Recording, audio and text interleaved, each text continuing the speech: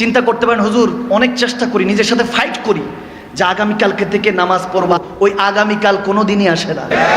বলি যে আগামীকালকে থেকে কোনো মিথ্যা বলবো না, কোনো চগলখড়ি না, ফ্রেন্ডস বন্ধুত্ব তাদের সাথে রাখবো যে আমাকে হাইয়ালা সলা শোনার সাথে টেনে হেসে মসজিদে নিয়ে যায়।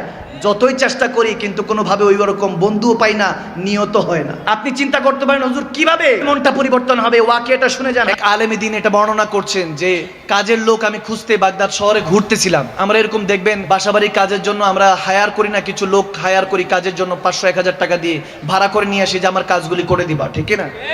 তো এরকম কাজের লোক খুঁজতে গেলেন বাগদাদ শহরে। যখন গেলেন দেখেন যে ওখানে একটা যুবক বসা, চেহারাটা নুরানি, এত সুন্দর নুরানি চেহারা, দেখে বোঝা যাচ্ছে নামাজি, সুবহানাল্লাহ, নামাজি ব্যক্তি। কাছাকাছি গেলেন ওই আলেমী দিন, হুজুর বললেন বাবা তুমি কি আমার সাথে যাবা, তোমাকে আমি টাকা পয়সা দিব, সমস্যা নেই, কাজে যাবা? বলে হুজুর যাবো, কিন্তু আমার 3টা শর্ত আছে। কয়টা? 3টা শর্ত। বলে সবাই কাজের জন্য 4 দিরহাম নেয়, আমি 3 দিরহাম নিব। সুবহানাল্লাহ। বলে 3 দিরহাম নিব। বলে এটা তো ভালো অপরচুনিটি, খুব ভালো, সবাই 4 দিরহাম নেয়, এখন তুমি 3 দিরহাম দিবা, খুব ভালো, চলো। বলে আরেকটা দ্বিতীয় শর্ত শুনেন। দ্বিতীয় শর্ত হলো যখন হাইয়া আলাস সালাহ বলে মসজিদে মুয়াজ্জিন আজান দিবে তখন আর আমি আপনার কর্মচারী না, তখন আমি কর্মচারী কার? আওয়াজ দেন না কার?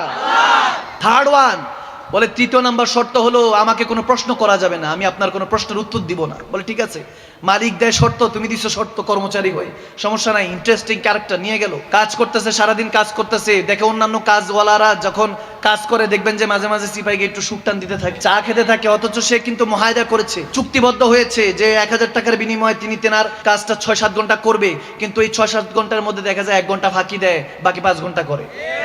ওই যুবক এরকম ছিল না, পরেজগার। ওই যুবক কাজ করতে করতে জোহরের আজান পড়লো, চলে যাচ্ছে।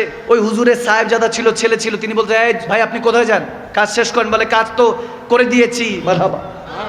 যখন বলে যে করে দিয়েছি, আমার এখন আর আপনার কর্মচারী না, আপনার বাপের কর্মচারী না, আমি আপনার বাবাকে বলে দিয়েছি যখন হাইয়া আলাস সালাহ বলে মুয়াজ্জিন আজান দিবে আমি কর্মচারী কার? আওয়াজ দেন না কার? চলে গেল, নামাজ পড়ে আবার আসলো, কাজটা শেষ। এখন যখন বেতন নিতে আসছে বলে হুজুর 3 দিরহাম দেন। এখন হুজুর 3 দিরহাম দিচ্ছে। যখন 3 দিরহাম দিল বলে বাবা একটা প্রশ্ন, তোমার নাম কি? তখন বলতেছে হুজুর 3য় নাম্বার শর্তের কথা মনে আছে, বলছি নো কোশ্চেন্স, কোনো প্রশ্ন করা যাবে না। চলে গেল যুবক। হুজুরের পরের দিন আবার কাজ পড়লো, কাজের জন্য লোক লাগবে। বাগদাদের ওই বাজারে গেল, দেখে ওই যুবককে পাওয়া যাচ্ছে না। সবাইকে বলতেছে ওই যুবকটা কই? নুরানি চেহারা, নামাজি ব্যক্তি, সুবহানাল্লাহ। ওই যুবকটা কোথায়? বলে হুজুর উনি সপ্তাহে একবার আসে। বলে ঘটনা কি? একবার কেন? বলে একবারই আসে, তার নাকি 1 সপ্তাহে 3 দিরহামের খরচ লাগে, 3 দিরহাম কামাইলে এটা দিয়ে 1 সপ্তাহের খাবার দাবার ব্যবস্থা হয়ে যায়। বলে তারপর কি করে? বলে তারপর নাকি আল্লাহ বিল্লাহ করে, জিকির আজকার করে, মদিনাওয়ালার প্রেমে নাকি ডুবে থাকে। বলে এরকম যুবকই তো দরকার। বলে আগামী সপ্তাহে আসলে পাবো। বলে পাবেন হুজুর। আগামী সপ্তাহ আসলো, এসে দেখে যুবক দাঁড়িয়ে আছে। ওই হুজুর গিয়ে সালাম দিল, ওয়ালাইকুম সালাম, যুবক উত্তর নিল। অনেক পরে বলতেছে এ বাবা আমার একটা কাজ আছে, যাবা? বলে হুজুর যাবো, কিন্তু শর্ত তো 3টা মনে আছে। বলে হ্যাঁ মনে আছে। তো শর্ত মনে আছে, চল বাবা। নিয়ে গেল, কাজ শেষ হলো। এরকম 1-2 সপ্তাহ চলে গেল, হুজুরের প্রয়োজন পড়লো, দেখতেছে ওই যুবককে খুঁজতেছে, পায় না। বলে হুজুর গত সপ্তাহ থেকে আসে না। বলে কি হয়েছে?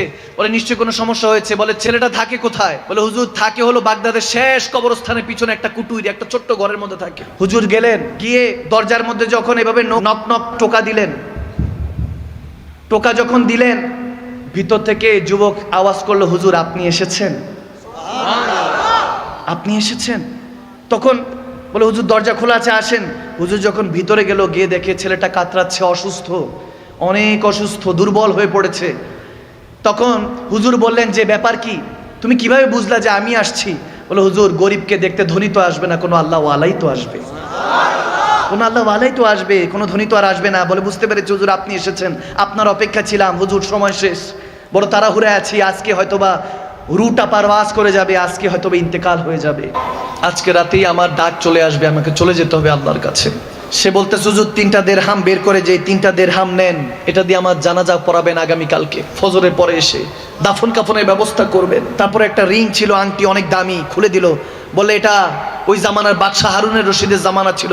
বলে বাদশাহ হারুন রশিদকে যাই দিয়ে আসবেন, আংটিটা দিয়ে আসবেন। আপনার সাথে দেখা করতে চাইবে না, দেখা বাদশাহ হয়তো বা দেখা করতে চাইবে না, বলবেন যে তেনার একটা আমানত আপনার কাছে আছে, বললে দেখা করবে। বাদে আসর গিয়ে তেনাকে আংটিটা দিয়ে আসবেন। যুবকের এই কথা শোনার পরে হুজুর বলতেছেন যে আমি তো তোমার জন্য কিছু করতে পারি। ওই বুজুর্গ আল্লাহ ওয়ালা বলছেন তোমার জন্য কিছু করতে পারি। বলে হুজুর হ্যাঁ করতে পারেন, আমাকে একটু নিরিবিলি সময় দেন, তওবা করে আল্লাহর কাছে যেতে চাই। তওবাতুন নাসুহা ওয়া তাওবাতুল ক্বাবলাল মাউত। যুবক এখনো তওবার রাস্তাটা খোলা আছে, আর এই মৃত্যুগুলি দেখো কত সুন্দর, নিজের দাফন কাফনের ব্যবস্থা করে যাচ্ছে। হুজুর কাছে বলল, হুজুর আমাকে একটু সময় দেন, তওবার রাস্তা খুব কম, সময় কম, আমি আল্লাহর কাছে মাপ চাইতে চাই, আল্লাহর কাছে ক্ষমা চাইতে চাই। ওই যুবকের হয়তোবা গুনাহও নেই, ক্ষমা চাচ্ছে আল্লাহর কাছে। যখন কান্নাকাটি করছেন, বলে হুজুর আমাকে নিরিবিলি সময় দেন। হুজুর বের হয়ে গেল, বের হয়ে রাতের বেলা উনি কাতরাচ্ছেন, বিছানা এই প্রান্ত থেকে ওই প্রান্ত, চোখে দিয়ে পানি পড়ছে। ওই যুবকের কথাগুলি মনে পড়ছে যে এত ইমানদার যুবক, আমলদার যুবক চলে যাবে, কষ্টে তেনার বুকটা ভারাক্রান্ত হৃদয় হয়ে আছে। তিনি চিন্তা করতে করতে ফজর আজান পড়লো, নামাজ পড়ে দৌড়ায় গেলেন। দৌড়ায় গিয়ে যখন ওই যুবকের বাসার মধ্যে, ঘরের মধ্যে দরজাটার মধ্যে হাত রাখলেন, দেখে যে দরজাটা খোলা, অটোমেটিক খুলে গেল। একটা সুঘ্রাণ, একটা সুগন্ধি ইস্তেকবাল জানাচ্ছে, ওয়েলকাম জানাচ্ছে হুজুরকে। সুবহানাল্লাহ। এক খুশবু আती थी और मैं भटकता जाता था, रेशमी हवा थी और मैं तकता जाता था, जब तेरी गली आया सच तभी नजर आया, मुझ में ही वो खुशबू थी जो तुमने दिलवाया। সুবহান আল্লাহ। যখন ওই কাছাকাছি গেল, আল্লাহ ওয়ালা ওই হুজুর কাছাকাছি গিয়ে বলতেছেন, দেখতেছেন ওই খুশবুটা এত নুরানি। বলতেছেন ওই যুবকের কাছে গেলাম, চেহারা থেকে পর্দাটা সরালাম, চাদরটা সরাইয়া দেখে এত নুরানি হয়ে আছে, মনে হয় কাকে জানি দেখতে দেখতে দুনিয়া থেকে চলে গিয়েছে, মনে হয় কে জানি এসে সে যুবককে নিয়ে গিয়েছে, যার প্রেমিক ছিল মনে হয় তিনি এসেছিল। এখন চিন্তা করতেছেন ওই যুবককে দাফন কাফনের ব্যবস্থা করতে হবে। এখন কয়েকজনকে নিয়ে তো তিনি এসেছিলেন, দেখে যে 4-5 জনকে নিয়ে এসেছিলেন, কিন্তু কোথা থেকে জানি হাজারো মানুষ সেই জানাজায় উপস্থিত হয়ে গেল। এখন আসার পরে ওই হুজুর বলতেছেন, জানাজা দেওয়ার পরে চোখের পানি ছেড়ে দোয়া করে যখন আসরের সময় বাদশাহ হারুন রশিদের দরবারে গেল, এখন ওই যুবকের কাছে হুজুর জিজ্ঞেস করেছিল, কে তুমি বাবা? তিনি তো কোনো কথা বলে নাই। যখন বাদশাহ হারুন রশিদের কাছে আসরের পরে গেল, ওই হুজুর বলতেছে দেখা করব, বাদশাহ সাহেব অ্যাপয়েন্টমেন্ট দিচ্ছে না। বাদশাহ হারুন রশিদ ব্যস্ত ছিল। যখন বলল আপনার একটা আমানত আছে, একটা রিং আছে, তখন দেখা পেল, খাস কামরায় গেল। বাদশাহ হারুন রশিদ জিজ্ঞেস করছে, কি চাই, কি কি কি আমানত আপনার কাছে আছে? বলে আপনার একটা রিং আমার কাছে আছে। যখন আংটিটা বাদশাহ দেখলো, একটা চিৎকার দিল, আল্লাহ বলে একটা চিৎকার দিল, বলে যে এই রিং এর মালিক কোথায়, আংটির মালিক কোথায়? ওই হুজুর ওই আল্লাহওয়ালা বলতেছেন, সে গতকালকে রাতে ইন্তেকাল করে গিয়েছে, ইন্তেকাল করে গিয়েছে। বাদশাহ চোখের পানি ছেড়ে বলে, তার কবরটা কোথায়? বলে ওই যে বাগদাদে কবরস্থানে, ওখানে দাফন করেছি। বাদশাহ হারুন রশিদ সারা পৃথিবী যিনি লিড দিতেন, রুল করতেন, সেই বাদশাহ ওই কবরে গিয়ে লুটোপুটো খেয়ে সে কবরটা জড়িয়ে ধরে চিৎকার দিয়ে কান্না করছে। ওই আল্লাহওয়ালা চিৎকার দিয়ে উঠলেন, চিৎকার দিয়ে উঠে বলতেছেন, না ইসনে কুছ বলা, না আপ কুছ বল রহে হে, না এ কিছু বলেছে, না আপনি কিছু বলছেন। সে কে ছিল, কে ছিল? বাদশাহ হারুন রশিদ কবর থেকে মুখটা উঠিয়ে বলতেছে, আমার ছেলে ছিল, আমার ছেলে ছিল, রাজপুত্র ছিল, প্রিন্স ছিল। ওই আল্লাহওয়ালা চিৎকার দিয়ে বলেন, কি বলেন হুজুর? আপনার ছেলে দিন মজুর ছিল, 3 দিরহামের উপরে কাজ করতো। যুবক, এই হেদায়েতের কথাগুলি আর বেশি দিন নেই। দেখেন বয়োজ্যেষ্ঠ ওলামায়ে কেরাম এখন আর স্টেজে উঠে না, কারণ মানুষ হবে না। আমরা ভুলে ভরা জিন্দেগি কি শিখাবো আপনাদেরকে? এখন যদি পরিবর্তন না হন, রব্বে করিমের কাছে কি উত্তর দিবেন? আরে কবরে গেলে দয়াল নবী যদি বলে লা আদরি, চিনি না, বেঈমান উম্মত। যদি আপনি অন্যের চগলখড়ি, ক্রিটিসাইজ নিয়ে, গীবত নিয়ে, মিথ্যা নিয়ে পড়ে আছেন, মিথ্যা আমাদের পারফিউম হয়ে গিয়েছে, চগলখড়ি আমাদের পোশাক আশাক হয়ে গিয়েছে, আমাদের মধ্যে হেদায়েত কেন জানি উঠে যাচ্ছে। ওই আল্লাহওয়ালা চিৎকার দিয়ে বললেন, হুজুর আপনার ছেলের এই মারিফত কি, এই রহস্য কি? বলে হযরতে দাউদ তাই আলাইহির রহমান সে মুরিদ ছিল। আমার ছেলে যখন একজন আল্লাহওয়ালার সঙ্গ জ্ঞাপন করেছেন, ওয়াকুনু মা সাদিকিন, কোরআনের কথা অনুযায়ী, ইন্নাল্লাযীনা ইউবাইউনাকা ইন্নামা ইউবাইউনাল্লাহ, যখন আমার নবীর গোলামির মধ্যে চলে গিয়েছেন, আল্লাহওয়ালা হয়ে গিয়েছিল আমার ছেলে। আমার ছেলে তো আমার ছেলে ছিল, কিন্তু দেখেন যেতে যেতে একটা রিং তার কাছে ছিল, এটাও ফেরত দিয়ে দিয়েছে। বলেছে যে বাবা এত ঢাল সম্পত্তি করে গিয়েছো, কি জবাব দিবা? তিনি যদি তোমাকে প্রশ্ন করে কি উত্তর দিবা? আমার ছেলে আমার মুর্শিদ, আমার শেখ হয়ে গেল। শেষে যেতে যেতে সে আমাকে শিক্ষা দিয়ে গেল, এই দুনিয়ার আপনজন আজকে আছে, কালকে নাই। দয়ার নবী, মায়ার নবী আপনা সদাই, যাওয়ার সময় কিছু নিয়ে যায় নাই। ভাইয়ের আমার, তখন বাদশাহ হারুন রশিদ বলছে, ছিল তো আমার ছেলে, কিন্তু আমাকে এমন শিক্ষা দিয়ে গেল যে বাবা, এমন দুনিয়া সাম্রাজ্য গড়েছো, কি হিসাব দিবা? সে মালিক যখন হিসাবের জন্য তোমাকে ধরবে, কি হিসাব দিবা? কয়টার হিসাব দিবা? বাদশাহ হারুন রশিদ বলছে যে আমার ছেলে আমার প্রিয় মুর্শিদ হয়ে গিয়েছে, আমার শেখ হয়ে গিয়েছে, যেতে যেতে আমাকে শিখিয়ে গিয়েছে এই দুনিয়া ফানি, এই দুনিয়া কোনো কিছুই চিরস্থায়ী নয়। ওই যুবকের কথা একটাবার স্মরণ করুন। যুবক, আপনার কি বলছি, এই কথাগুলি আর কতদিন চলবে আমি জানি না, এখনো সময় আছে। তওবাতুন নাসুহা ওয়া তওবাতুল ক্বাবলাল মাউত, মৃত্যুর আগে তওবা করে ফিরে আসুন। এমন হতে পারে কবরে যেতে দেরি হবে না।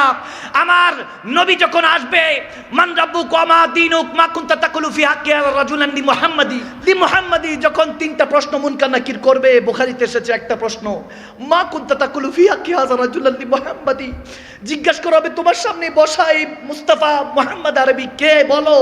তাকুলু কি বলতে, নিজের মতো বলেছো না ইয়া রাসূলুল্লাহ বলেছো। যখন নবী আমার আপনার আজকের মেহফিলে যদি আশা বসা কবুল করে নেন, আমার নবী আল্লাহর ইজ্জতের কসম করে বলছি, যার কবজায় আমি মাকদুম সালমাদানির রূহ আছে, যিনি চাইলে এই মুহূর্তে আজরাইল আলাইহিস সালামকে পাঠিয়ে আমার রূহ কবজ করতে পারেন, সে রব্বে করিমের ইজ্জতের কসম করে বলছি, যদি আজকের এই মেহফিল, এই তওবা যদি আপনার কবুল হয়ে যায়, তাহলে মনে রাখবেন আমার দয়াল নবী বলবে, এই মুনকার নাকির সে কি বলবে, আমি তার কি লাগি? আমি বলতেছি আমার আশিক হয়, আমার প্রেমিক হয়, তাকে বেহেশতের নেয়ামত দিয়ে দে। সুবহানাল্লাহ। ইন্টারভিউটা যদি পাস হয়ে যায়, মনে রাখবেন হাসরের ময়দানে কাঠ গড়ে দাঁড়ায় থাকবেন নাফসি নাফসির আলম। ওদিন কোনো ক্ষমতা, কোনো ট্যাক্স টোকেন কাজে আসবে না।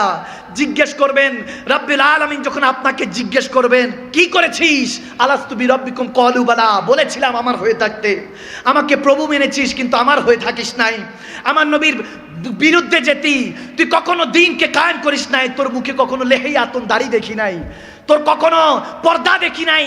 যখন এই অবস্থা হবে হাসরের ময়দানে, যখন কাঠ গড়ায় আপনি নাফসি নাফসি করছেন, আদম সফিউল্লাহ থেকে ঈসা রুহুল্লাহ পর্যন্ত আপনার মা বাবা আত্মীয় স্বজন কেউ যখন কোনো কাজে আসবে না, খোদার কসম করে বলছি, ওই মুহূর্তে আপনি যখন নাফসি নাফসির আলমে ডুবে আছেন, ওই কোটি কোটি নাফসি নাফসির মধ্যে একটা আওয়াজ বের হবে, রব্বি হাবলু উম্মতি, রব্বি হাবলু উম্মতি, রব্বি হাবলু উম্মতি, আল্লাহ গুনাহগার উম্মত ক্ষমা করে দাও। হয়তো বা সে পরেশগার ছিল না, কিন্তু আমি নবী মুস্তাফাকে ভালোবাসতো, আল্লাহ তোমার হাবিবকে ভালোবাসতো, তাকে ক্ষমা করে দাও। ওয়ারজুকনা শাফাআতাহু ইয়াউমাল কিয়ামা, ওই দিন আমার দয়াল নবী পিঠের মধ্যে হাত বাড়ি দিয়ে বলবে, কাদের মধ্যে বাড়ি দিয়ে বলবে, ভয় পাইস না উম্মত, ভয় পাইস না, আমি তোর মৌতের বিছানায় ছিলাম, কবরে ছিলাম, আজকে হাসরে আছি, তোকে নিয়ে জান্নাতে চলে যাবো। সুবহানাল্লাহ।